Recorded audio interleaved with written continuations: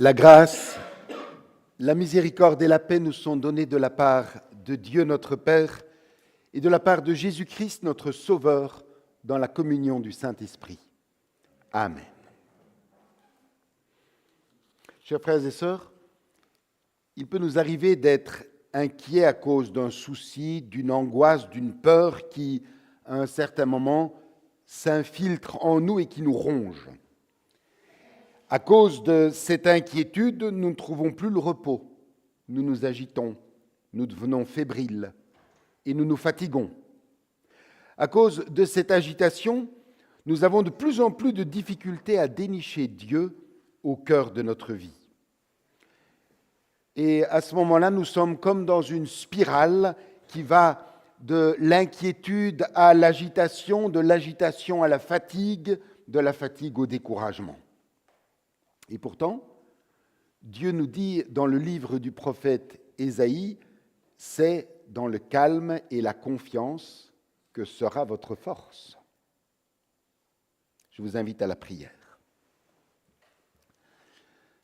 Père, nous sommes rassemblés ce matin à l'écoute de ta parole. Que par ton esprit, cette parole convertisse notre cœur, qu'elle apaise nos inquiétudes, qu'elle fasse grandir en nous le calme et la confiance. Amen. Et je vous invite à vous lever pour ouvrir notre culte par la louange en chantant du psaume 36, les deux premières strophes. Du psaume 36, nous chantons les deux premières strophes.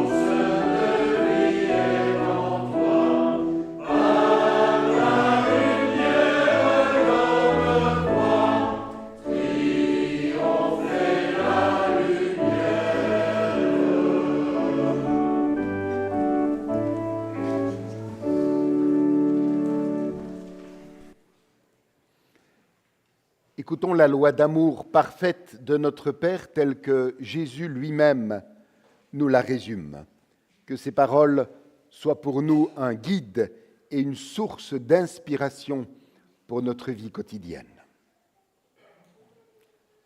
Le Seigneur notre Dieu est le seul Seigneur.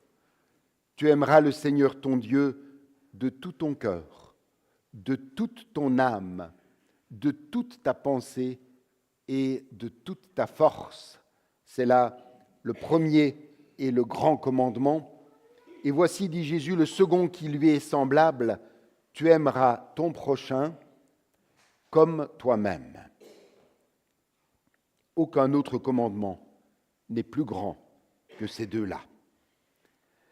Chers frères et sœurs, en pensant à la semaine écoulée et en mesurant nos paroles et nos actes à la norme parfaite de l'amour divin, nous sommes amenés à reconnaître humblement nos failles, nos zones d'ombre, les fois où nous avons manqué de patience et de bienveillance. Prions pour présenter à Dieu nos manquements.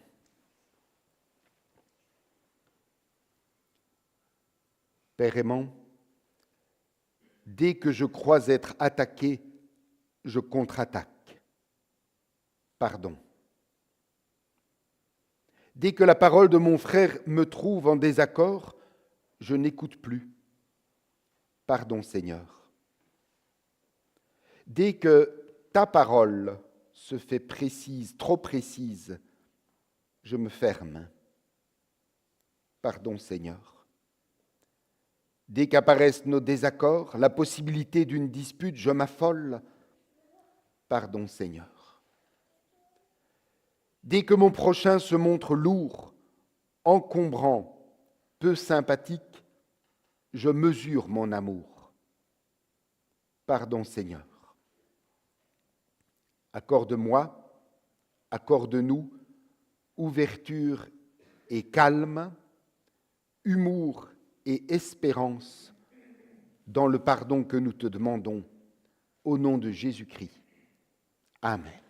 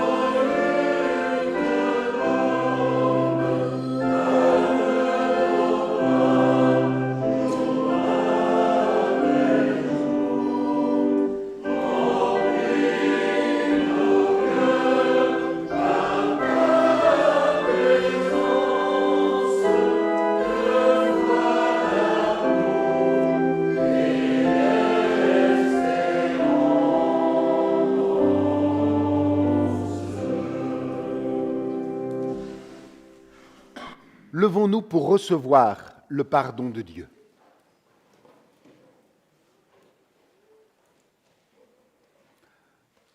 Dans sa première épître, Jean déclare « Si notre cœur nous condamne, Dieu est plus grand que notre cœur et il connaît toutes choses. » Dieu est plus grand que notre cœur. Il connaît nos faiblesses et nos tentations, nos peurs et nos hésitations, nos blessures et nos souffrances. Jésus le Christ est plus grand que notre cœur. Il a surmonté la tentation, il a combattu la peur, il a guéri les blessures et les tourments. L'Esprit Saint est plus grand que notre cœur. Il nous assiste dans nos tentations, il nous délivre de nos peurs, il nous accompagne dans nos épreuves. Dieu, le Père, le Fils, le Saint-Esprit est plus grand que notre cœur. Il nous relève, il nous pardonne, il nous envoie. À tous ceux qui se tournent vers Dieu et cherchent leur salut en Jésus-Christ, au nom du Père, du Fils et du Saint-Esprit, nous déclarons que Dieu accorde ici et maintenant le pardon de leurs péchés. Amen.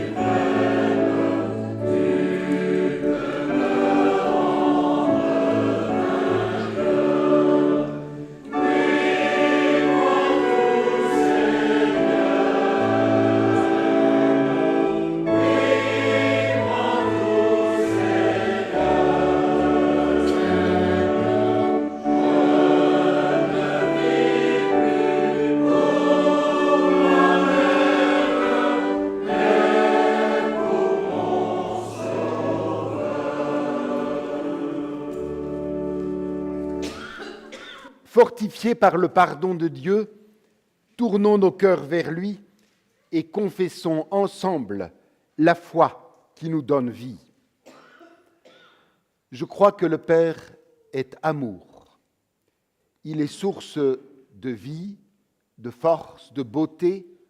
Tout ce qui vit dans l'univers est rempli de sa présence. Il donne un sens à notre vie et nous apprend à la respecter. Il est éternellement jeune. Il soutient notre croissance. Pour réparer nos gâchis, il a envoyé son Fils unique. Nous croyons que le Fils est venu nous révéler l'amour.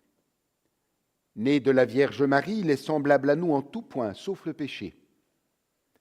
Frère aîné de toute l'humanité, il a volontairement choisi la dernière place. Il s'est fait par amour pauvre et petit pour être le frère du plus pauvre et devenir notre plus proche parent. Il n'a vécu que pour les autres, obéissant jusqu'à la mise en croix. Vainqueur de la mort et du péché, il nous entraîne dans le sillage de sa résurrection. Un jour, il nous jugera tous sur l'authenticité de notre amour. Je crois que l'Esprit est feu, souffle et clarté.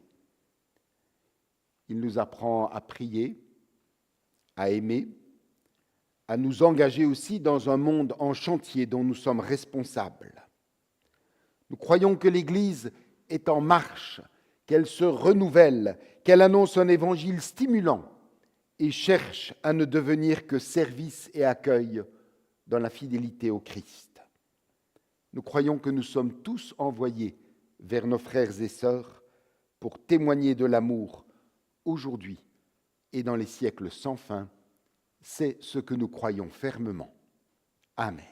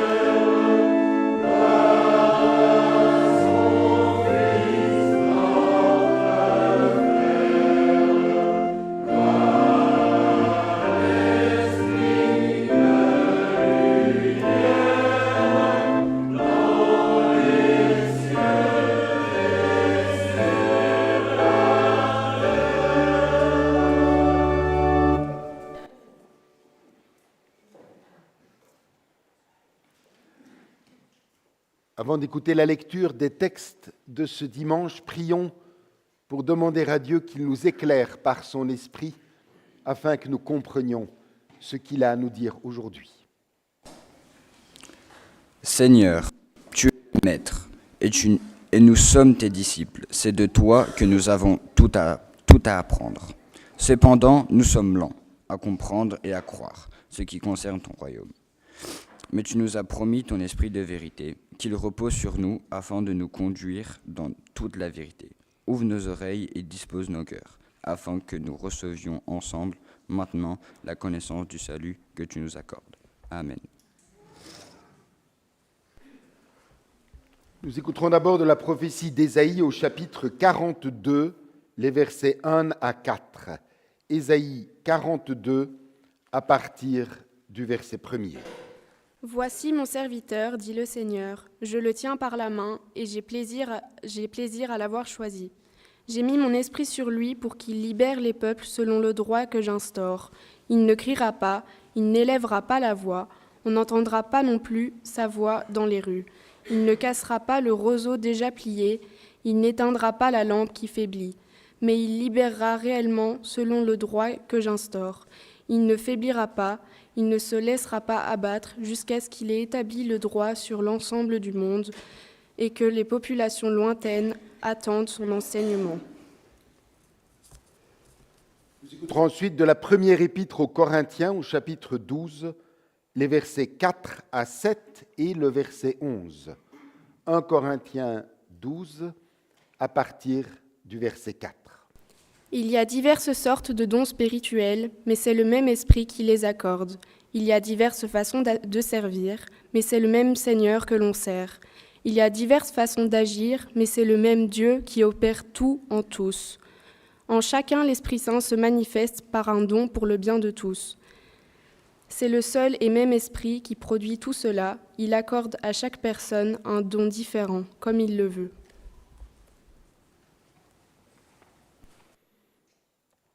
Et l'évangile de ce matin se lit dans l'évangile de Jean, au chapitre 1er, les versets 35 à 42. Jean 1, à partir du verset 35. Le lendemain, Jean était encore là avec 2 de ses disciples et, ayant regardé Jésus qui passait, il dit « Voici l'agneau de Dieu ».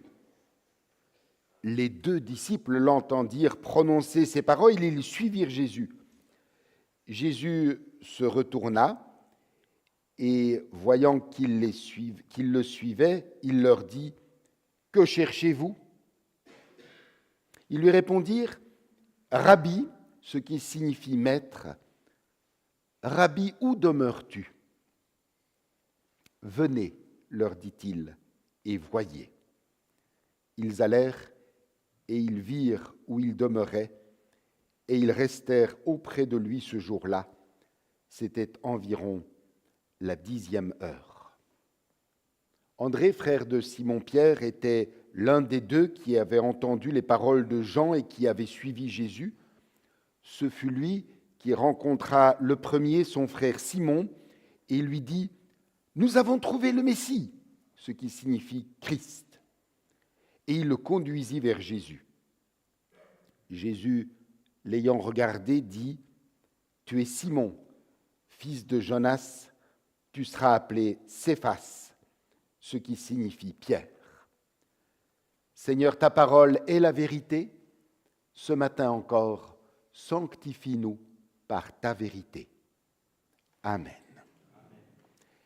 Et pour nous préparer à méditer ces textes, je vous invite à chanter du cantique 429 les 2 strophes.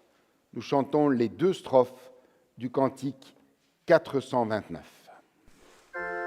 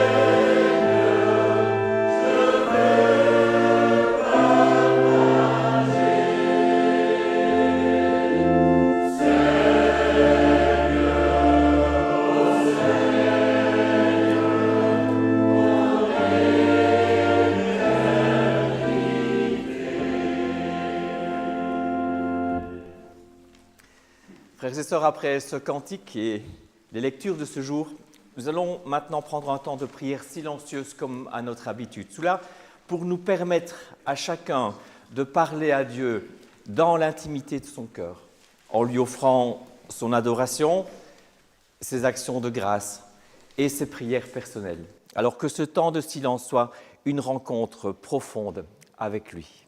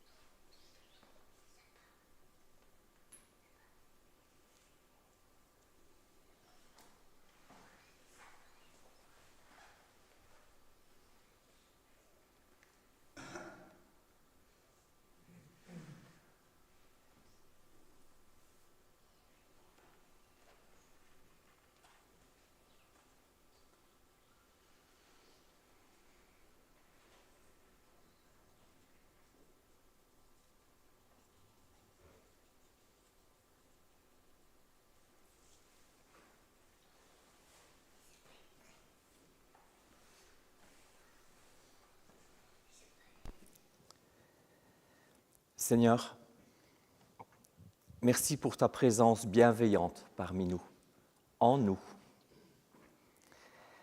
Merci de nous avoir réunis ce matin, que ce soit ici ou à distance, pour ce temps qui est mis à part. Nous avons une pensée particulière aussi pour tous ceux et celles qui traversent des moments difficiles, dans le calme et la confiance, qu'ils soient fortifiés en toi. Que ton Esprit Saint nous permette à présent d'entendre ce qu'il y a sur ton cœur pour chacun de nous à travers ta parole. Amen.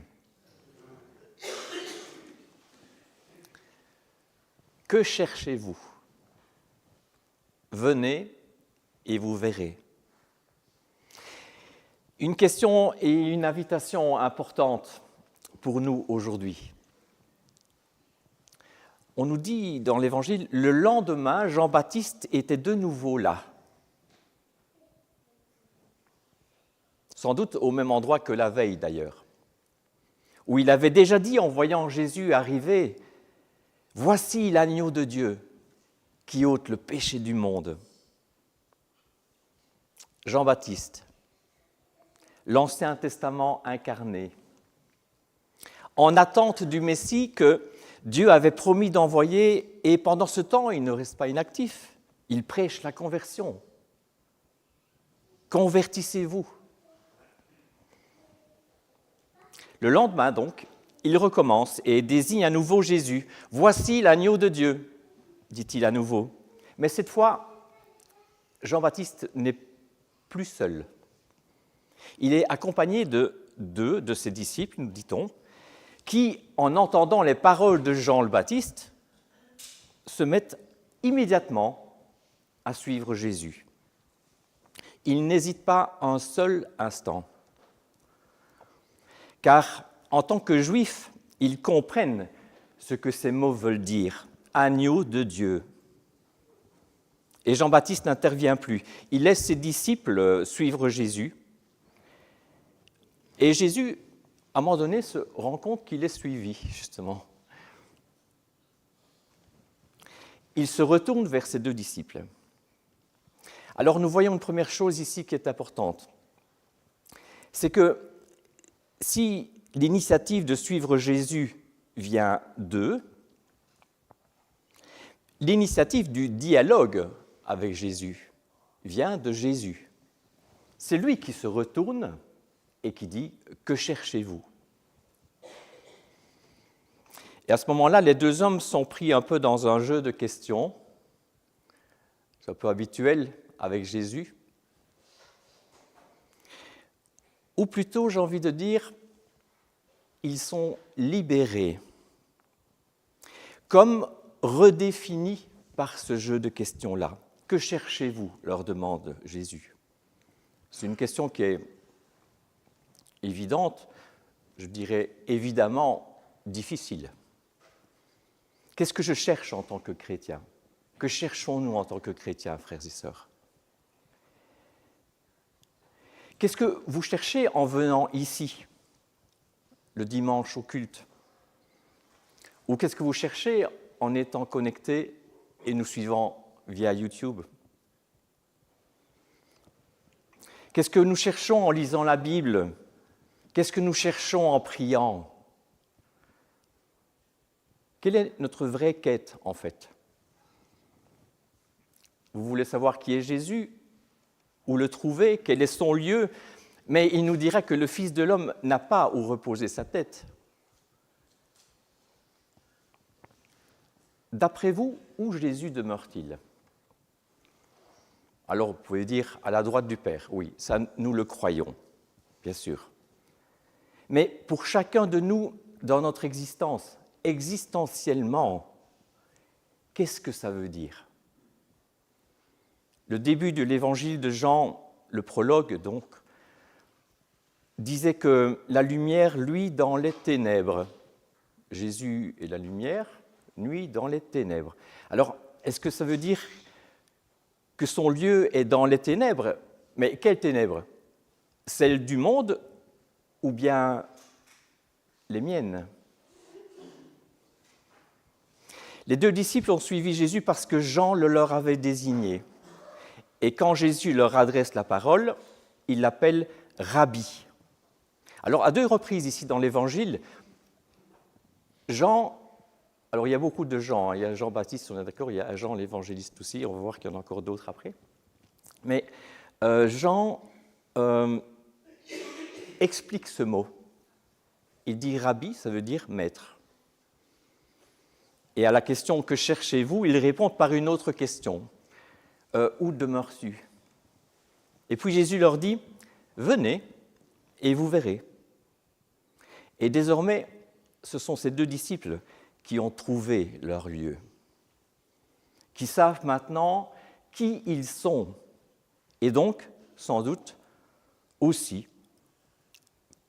ce qu'ils sont en train de faire, vers où ils vont, qui ils sont et qui ils ont rencontré.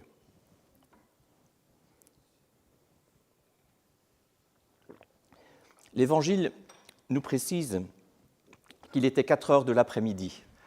Tiens, pour quelle raison précise-t-il ? Pourquoi c'est nécessaire de dire ça ? Alors, 4 heures de l'après-midi, dans le langage biblique, c'est la 10e heure. Parce que la première, c'est 6 heures du matin.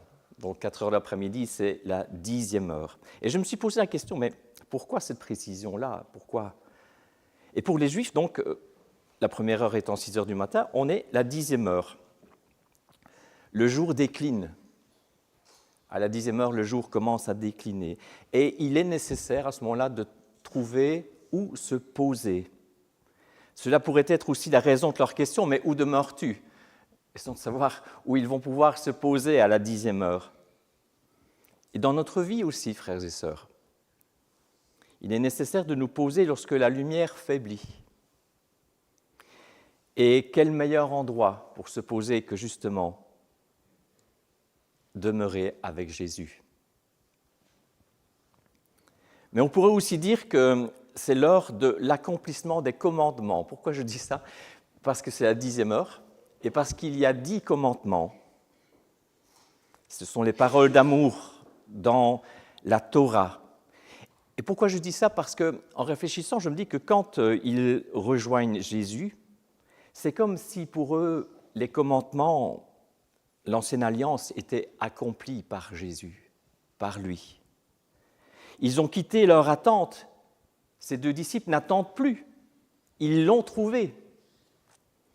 C'est le début de l'Évangile aussi. Non seulement le livre de l'Évangile, mais bien la vie nouvelle qu'ils ont trouvée avec Jésus. Et il n'y a plus de retour possible.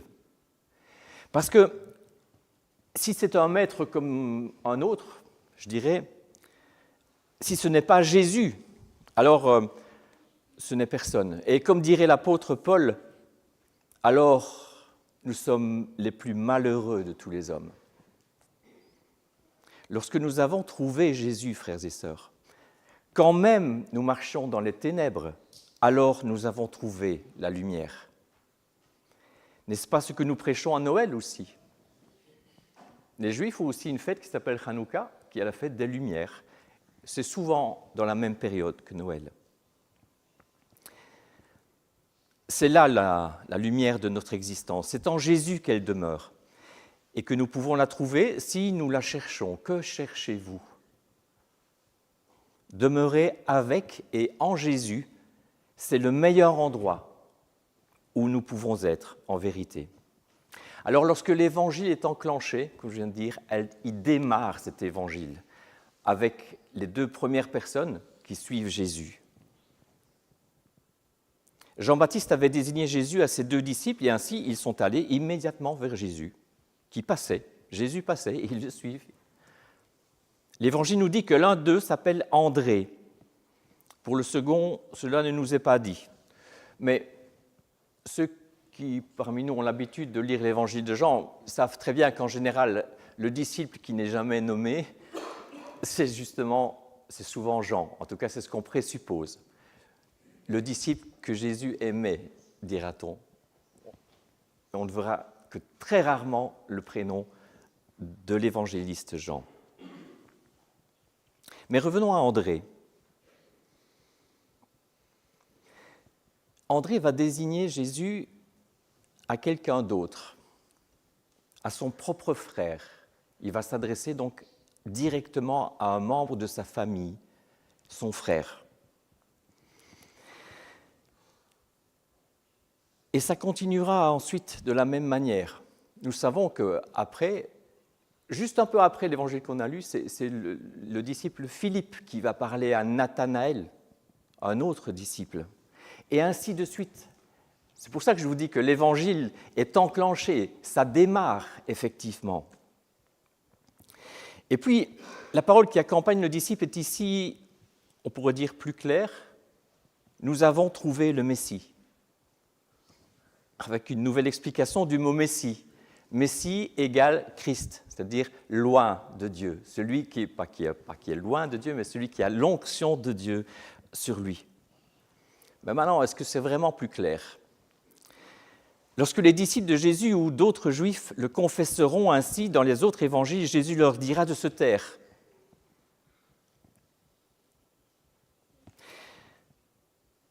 Et lui-même, Jésus, ne se désignera pas comme celui-là, parce que c'est un titre royal. Lorsque nous disons Jésus-Christ, frères et sœurs, que disons-nous en fait? Que croyons-nous dire pour nous-mêmes à son sujet? Et qu'est-ce que les gens entendent autour de nous quand nous disons Jésus-Christ? Alors peut-être que Simon, lui, a entendu ce qu'il attendait, en tant que juif aussi, le Messie. Mais ce qui est important ici, c'est que c'est André qui, après lui avoir dit cela, l'amène à Jésus. C'est André qui amène Pierre, ce fameux disciple Pierre, c'est son frère qui l'amène à Jésus. Il a donc été l'initiateur de cette rencontre, comme Jean-Baptiste l'avait été pour André, pour lui aussi. André et son compagnon anonyme ont changé de lieu, de demeure. Ils sont maintenant définis non plus par leur attente, mais par Jésus lui-même. Qui es-tu? Que fais-tu? Où es-tu? Il pourrait répondre « Je demeure auprès de Jésus ». C'est ça la réponse. Alors comment est-ce que ça va se manifester pour Simon, justement? Eh bien, il va être nommé d'abord, et puis renommé. Et bon, renommé, vraiment, il va l'être. Lui, le premier des apôtres, au point qu'on a presque oublié son vrai nom. Celui par lequel Jésus continuera de l'appeler d'ailleurs tout au long de sa vie, Simon. Jésus l'accueille en rappelant ce nom. Simon, ça signifie « Dieu a entendu ». Et puis il y a Simon, fils de Jean, dans ce que nous avons lu, mais aussi on trouve Simon, fils de Jonas. Jean signifie Dieu fait grâce. Et Jonas, vous savez bien, c'est le fils de la colombe, traduit comme ça. On peut dire aussi le fils du baptême, parce que vous savez, il a été noyé pendant quelques jours, notre ami Jonas, dans l'Ancien Testament. 3 jours dans le grand poisson, et puis rejeté vivant pour accomplir sa mission, justement. Oui, quand vous relirez le livre de Jonas, vous pourrez penser, vous rappeler que c'est de Simon-Pierre peut-être qu'on parle dans ce livre. Mais Jésus ne s'en tient pas là. Comme d'habitude, il ne s'en tient pas à l'Ancien Testament. Simon va recevoir son nom nouveau, son surnom, si vous voulez, Céphas. Alors bon, rien de particulier, parce que Céphas, ça veut dire pierre ou roc aussi. Et ça vient en fait d'un mot araméen qui est képha, et képha ne distingue pas entre la pierre ou le roc. C'est la même chose. Quand on dit képha, il n'y a pas de différence. On ne signifie pas qu'il est une montagne ou un gros rocher ou une petite pierre qui roule. C'est la même chose. C'est exactement le même mot. Les autres évangiles expliquent par un jeu de mots ce surnom. Vous savez, quand on dit « tu es Pierre et sur ce rocher », l'araméen ne précise pas cela en fait. Il est beaucoup plus simple. Oui, Pierre est lié à Christ, parce qu'au moment où Jésus dit ça, Pierre a dit à Jésus « tu es le Christ ». Il a confessé Jésus-Christ comme étant le Christ, justement. Pierre est lié à Christ, à la confession que Jésus est celui qui a été oint pour régner. Et c'est son baptême, si on peut dire, c'est-à-dire sa mort qui a conféré l'onction. Et ceux qui le reconnaissent comme Christ constituent son royaume, son Église, c'est nous, le troupeau, son pâturage, on peut dire. Le changement de nom de Simon en est le signe. Lorsque nous reconnaissons Jésus comme Christ, nous devenons Pierre. Notre nom nous désigne. Vous êtes Pierre. Nous sommes Pierre. Nous sommes toutes et tous des pierres vivantes dans l'Église dont Christ lui-même, Jésus-Christ, est la tête et la pierre angulaire, la principale. Nous sommes cette pierre à lui. Mais vous ne l'avez pas choisi, tout juste accepté, comme Simon qui a écouté et puis suivi son frère, tout simplement. Vous savez que dans les autres évangiles, c'est Jésus qui appelle les gens à le suivre, à devenir ses disciples.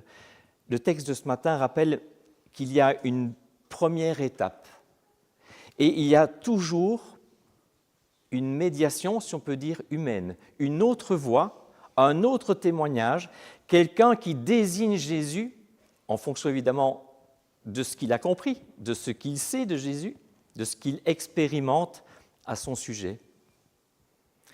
Que personne ne s'attende donc à entendre une voix off comme ça qui appelle, que Jésus appelle à sa suite. Que personne ne s'attende à ce que son enfant, son parent, son voisin, son ami, son collègue entendent tout seul une voix comme ça off l'appelant à suivre Jésus. Bien sûr, Dieu fait ce qu'il veut. Ce n'est pas pour ça qu'il ne peut pas le faire. Mais le cheminement normal, ce n'est pas celui-là. C'est celui qui nous est montré ce matin. C'est le témoignage croyant qui amène le non-croyant vers Jésus. Et c'est la rencontre avec Jésus qui crée la foi et change l'homme ou la femme qui va demeurer auprès de lui désormais. Je ne vous étonnerai pas en vous disant que cela nous concerne, frères et sœurs, parce que si vous croyez ne pas avoir encore rencontré Jésus, alors, approchez-vous de lui, à travers ce que vous avez entendu aujourd'hui, à travers le pain et le vin de la scène que nous partagerons tout à l'heure, à travers tout témoignage chrétien qui vous interpellera. Il faut sans doute sans arrêt y revenir constamment, car nous nous éloignons sans cesse. C'est notre nature.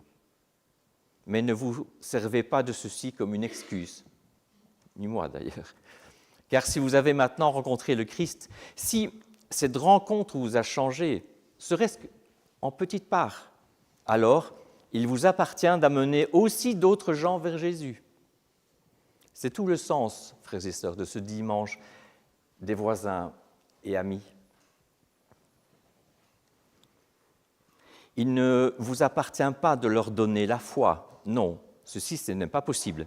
Vous n'êtes pas Dieu, ni moi non plus d'ailleurs. Mais il vous appartient de témoigner de votre foi. Vous êtes Pierre, n'oubliez pas. Ne cherchez pas à voir, ne cherchez pas à connaître. Témoignez simplement de ce que vous savez, c'est-à-dire de ce que vous vivez avec le Christ Jésus. Témoignez que vous êtes à lui, que vous lui appartenez. Mais pour que ça se voie et pour que vous puissiez en témoigner, bien sûr, il faut bien que nous dépouillions des œuvres des ténèbres, nous dit la Bible, et que nous revêtions Christ. J'aime beaucoup ce terme, revêtir Christ comme un manteau. On ne témoigne pas de la lumière en vivant dans les ténèbres, ça c'est sûr. Mais seulement si nos ténèbres ont été illuminées par la lumière qu'est Jésus. Et c'est seulement à partir de ce lieu qu'on peut témoigner. Tout comme la foi de Christ s'enracine dans sa croix, elle ne s'exprime que dans notre faiblesse. Je ne suis pas chrétien que là où je suis faible, je ne suis chrétien que là où je suis faible, et dans la seule mesure de cette faiblesse. Je ne suis chrétien que là où le Christ seul est ma force, là où je ne tire mon nom, mon identité, que de lui. Là par contre où je cache ma faiblesse, ou bien là où je suis fort par moi-même, de quoi témoignerais-je sinon de moi? Et quel intérêt cela a finalement? La foi est le contraire de l'autonomination. C'est Jésus qui nous donne notre nom. De l'auto-justification aussi. C'est Jésus qui nous justifie. La foi est d'être nommé par le tout autre, Dieu justement, le Christ. L'amour, frères et sœurs, c'est d'être nommé par l'autre. Dans la foi du tout autre, on ne risque rien, parce qu'il a donné sa vie pour ça, et il a donné sa vie pour nous. Il ne nous abandonnera jamais, et personne ne nous ôtera de sa main. Il l'a promis. À nous de nous y maintenir, à nous de laisser une place de plus en plus grande à la faiblesse, si je peux dire, à l'absence de sagesse peut-être, à nous de laisser la place en nous à la faiblesse de Dieu, à la folie de Dieu, dira l'Évangile, c'est-à-dire à la croix de Jésus-Christ.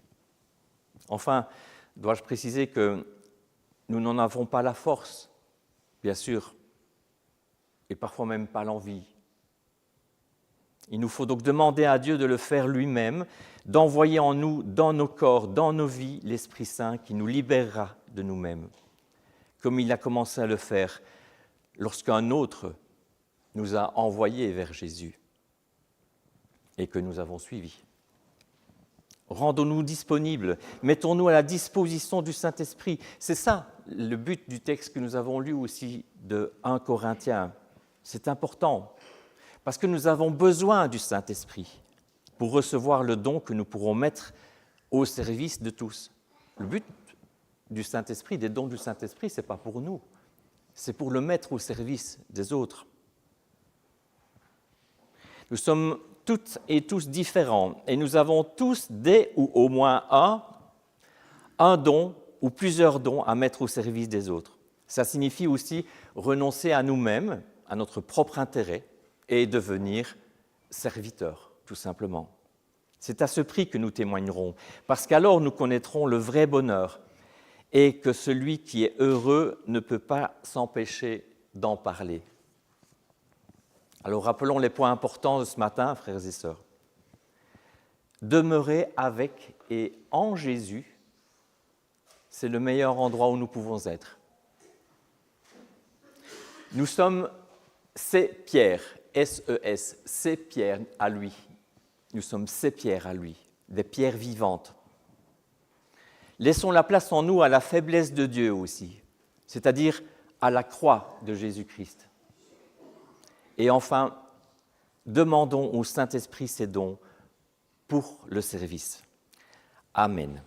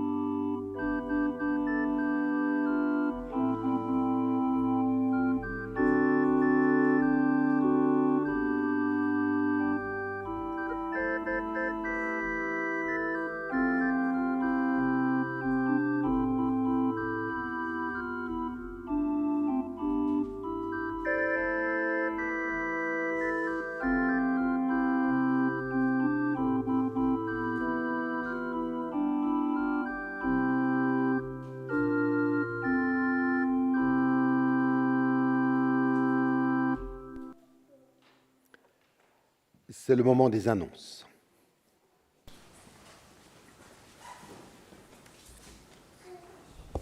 Aujourd'hui, à 17h, il y aura bien sûr le culte des voisins et amis, mais dans notre église filleule de la Louvière. Mardi, 18h, ce sera la réunion de prière et à 19h, l'étude biblique thématique. Nous chercherons à comprendre ce que la Bible entend par humilité. Mercredi, dès 9h, les diacres seront à leur poste pour la distribution des colis alimentaires au pavillon.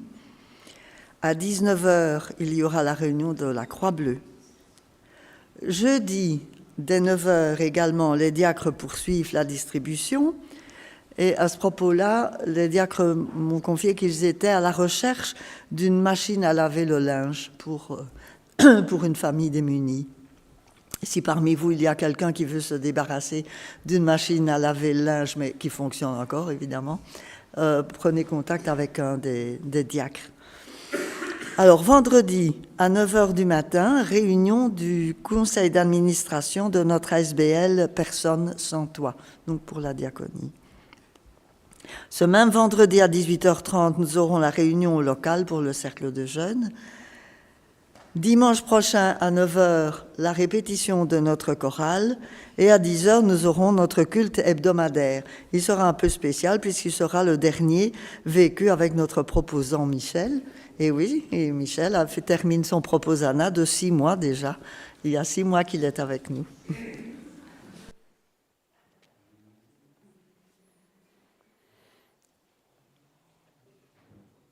L'apôtre Paul disait à ses frères et sœurs de la paroisse de Corinthe, « Dieu est puissant pour vous combler de toutes sortes de grâces, afin que vous ayez de quoi faire toutes sortes de bonnes œuvres. » L'offrande que nous faisons maintenant n'est pas un geste banal, il s'agit en même temps d'un authentique geste de foi qui marque notre reconnaissance et notre engagement, et en même temps d'un moyen concret de participer à la vie matérielle de l'Église et à ses œuvres diverses. Et pendant que notre offrande est recueillie, nous chanterons du cantique 626, les strophes 1, 2 et 3. Du cantique 626, nous chantons les 3 strophes.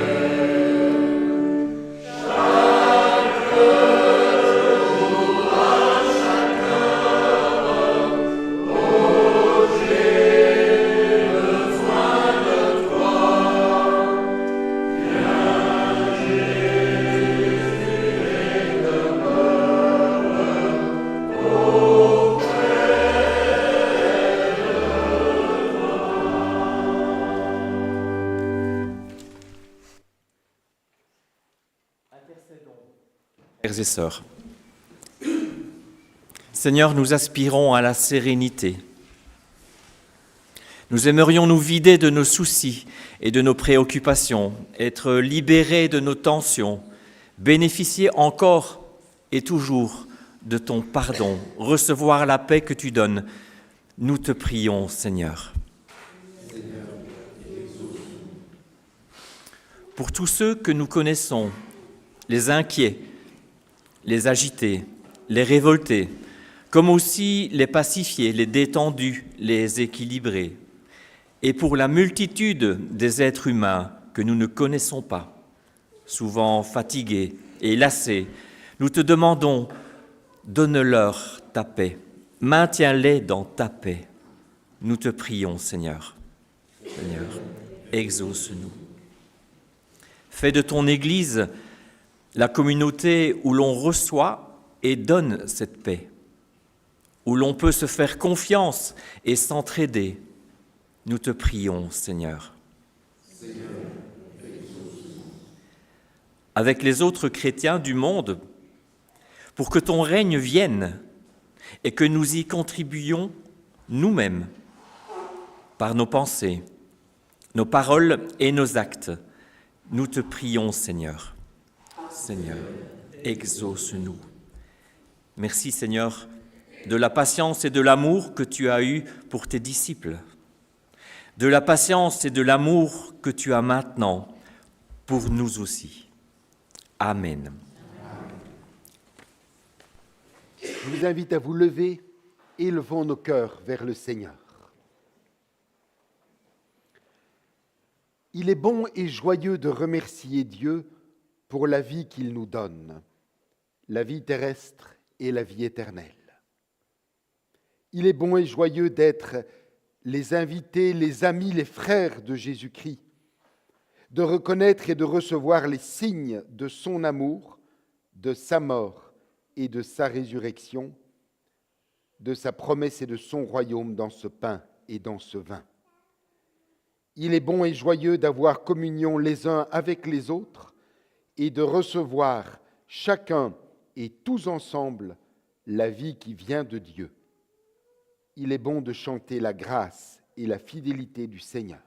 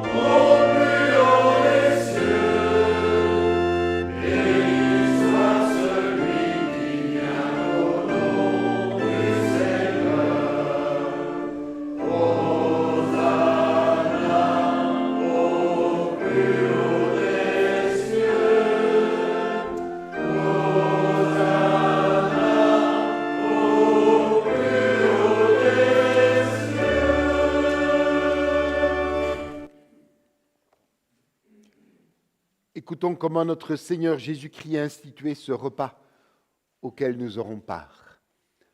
Dans la nuit où il fut livré, Jésus prit du pain et après avoir rendu grâce, le rompit, le donna à ses disciples en disant « Prenez, mangez, ceci est mon corps qui est donné pour vous. Faites ceci en mémoire de moi. » De même, après le souper, Jésus prit la coupe. Et après avoir rendu grâce, il la leur donna en disant « Buvez-en tous, ceci est mon sang, le sang de l'alliance nouvelle répandu pour vous en rémission des péchés. Faites ceci en mémoire de moi. En vérité, je vous le dis, je ne boirai plus de ce fruit de la vigne jusqu'au jour où je le boirai nouveau avec vous dans la maison de mon Père. » Prions. Oui, Seigneur, tu es saint, tu es l'amour, tu es la liberté, tu es la joie et la vérité. Il est bon de te connaître. Tu nous rassembles aujourd'hui comme un père réunit ses enfants pour nous rappeler ton alliance, pour nous répéter les mots de ton amour. Donne-nous ton Esprit Saint, donne ton souffle de vie à ton Église pour qu'elle soit source de libération et cause de joie. Nous ne venons pas les mains vides, mais nous t'apportons ce que nous sommes. Nous venons avec nos vies, avec nos peines et nos joies, avec notre amour.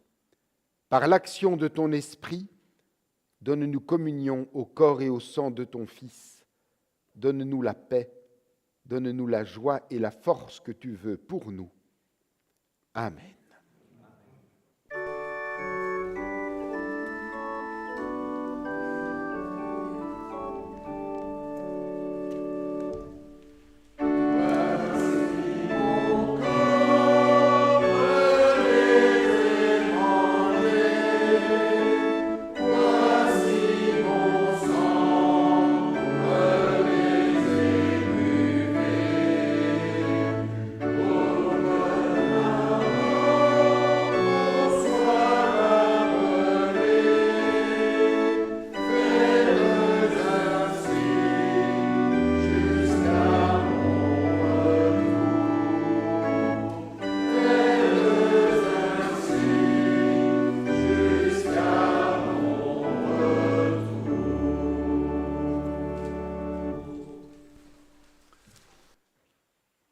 Je suis le pain de vie, celui qui vient à moi, dit Jésus, n'aura plus jamais faim, et celui qui croit en moi n'aura plus jamais soif.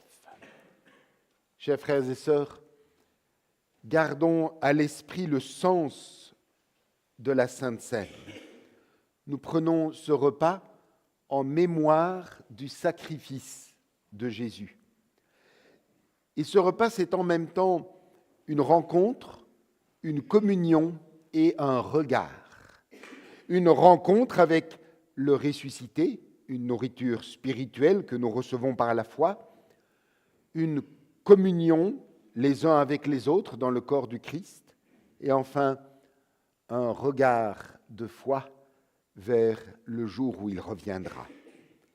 Venons donc à Jésus par la foi, conscients de notre faiblesse, bien décidés à vivre selon sa volonté et en mettant en lui toute notre confiance. Venez, dit le Seigneur, car tout est prêt.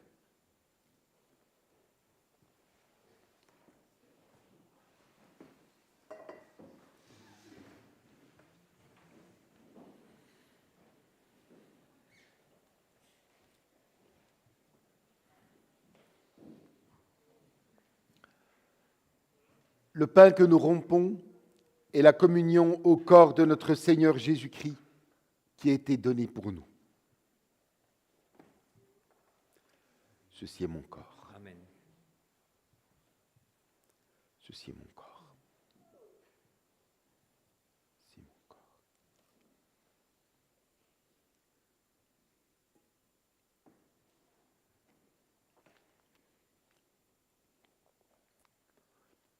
Lorsque nous recevons le pain, nous communions d'emblée, et lorsque nous recevons la coupe, nous attendons pour pouvoir communier ensemble.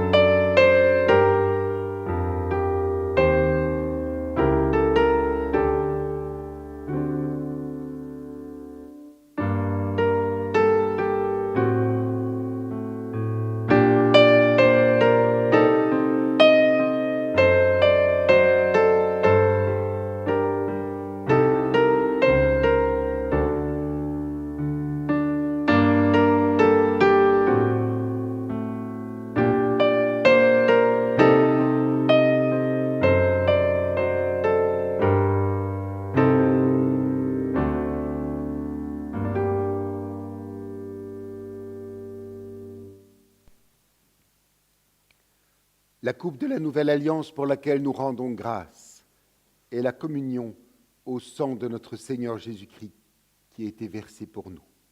Buvez-en tous, nous dit Jésus.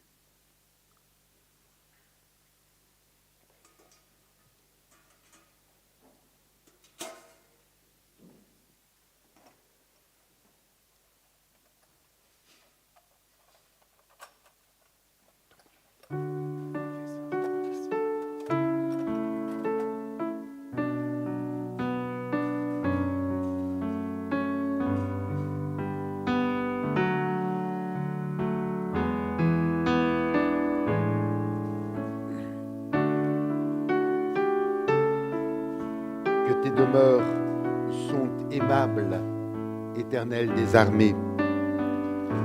Mon âme soupire et languit après les parvis de l'Éternel. Mon cœur et ma chair poussent des cris vers le Dieu vivant. Heureux ceux qui habitent ta maison, ils peuvent te célébrer encore. Heureux ceux qui placent en toi leur appui, ils trouvent dans leur cœur des chemins tout tracés. Mieux vaut un jour dans tes parvis que 1000 ailleurs. Je préfère me tenir sur le seuil de la maison de mon Dieu plutôt que d'habiter sous les tentes de la méchanceté. Car l'Éternel Dieu est un soleil et un bouclier. L'Éternel donne la grâce et la gloire. Il ne refuse aucun bien à ceux qui marchent dans l'intégrité. Éternel des armées, heureux l'homme qui se confie en toi.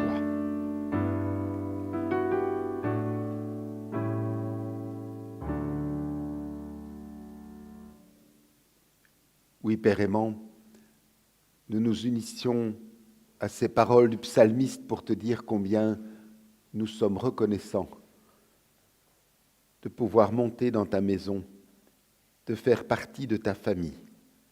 Combien nous sommes reconnaissants d'avoir eu part à ce temps fort de communion dans lequel tu t'offres à nous, mais aussi une communion fraternelle où, en ton Fils, nous savons et nous sentons que nous sommes d'authentiques frères et sœurs. Père aimant, nous te confions tous les jours de cette semaine qui s'ouvre. Donne-nous, dans ce qu'il nous sera donné de vivre, d'être des lumières là où tu nous as placés, de transmettre un peu de toute cette lumière que nous avons reçue en ton Fils. Père, que nous puissions être en ta compagnie, être unis à toi, afin de pouvoir recevoir la force nécessaire à ce qui nous attend. Père, nous remettons toutes choses entre tes mains, en te disant d'une même voix la prière que ton Fils nous a enseignée et qui résume si bien tout ce que nous pouvons et devons te demander. Notre Père, que ton nom soit sanctifié, que ton règne vienne, que ta volonté soit faite sur la terre comme au ciel. Donne-nous aujourd'hui notre pain de ce jour. Pardonne-nous nos offenses, comme nous pardonnons aussi à ceux qui nous ont offensés. Et ne nous soumets pas à la tentation, mais délivre-nous du mal. Car c'est à toi qu'appartient le règne, la puissance et la gloire, au siècle des siècles. Amen. Allez confiants dans l'amour du Père.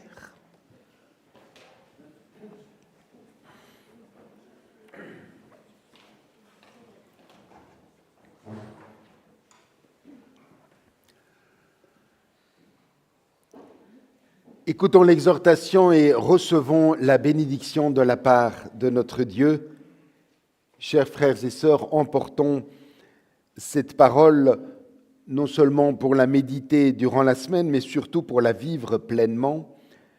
Jésus nous lance cette invitation pressante et personnelle à chacun et chacune, venez et vous verrez.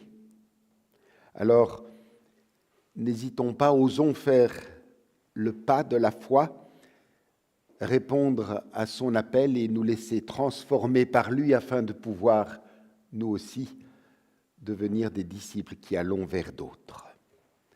Que la grâce de notre Seigneur Jésus-Christ, l'amour de Dieu le Père et la communion du Saint-Esprit soient avec vous tous et avec vos familles, au près et au loin, dès maintenant et à jamais.